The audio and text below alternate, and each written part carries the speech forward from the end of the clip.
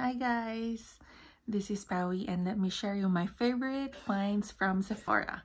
Some of these items, repeated items na I find effective and affordable ba? I don't think some of these are affordable, but nabudol kasi ako sa mga top influencers that I followed here in TikTok.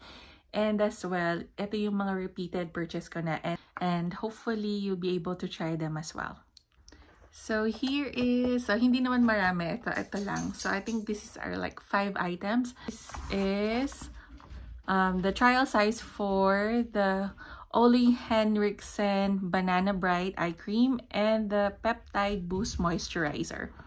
Actually, I've been using na before yung Banana Bright and I'm not sure if it was effective kasi parang hindi naman ako consistent na gumamit. But I like the scent, yon. But with the moisturizer, actually, nakaka 1 week pa lang ako having yung redness.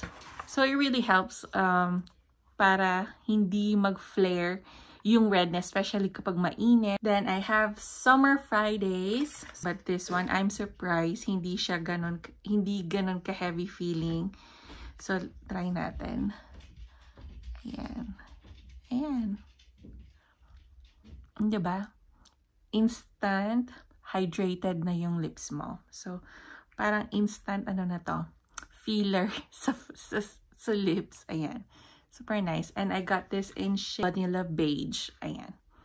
Next, tara, YSL. It's the Lash Clash Mascara. Nakita ko to sa isang influencer again. And I got it in brown color. So, hindi ko siya matry ngayon kasi I'm wearing lash extension. Medyo may pagka-pricey siya. Next naman ay ang Shiseido. Ito, effective naman siya. And nakaka-curl siya if talagang properly yung paggamit nyo. But then again, meron akong nakitang mas affordable and mas mabilis mag-curl. Lastly, I got, tada! Beija Flor. Tama ba? Basta yung Habanero Sol. Ayan, yung Butter Bomb. So, I can't wait to try it. Sabi nila, very moisturizing and probably this will help you to have that kind of baby texture skin. So, I can't wait to try it. I spent $92.68, which includes the tax na. Okay, bye!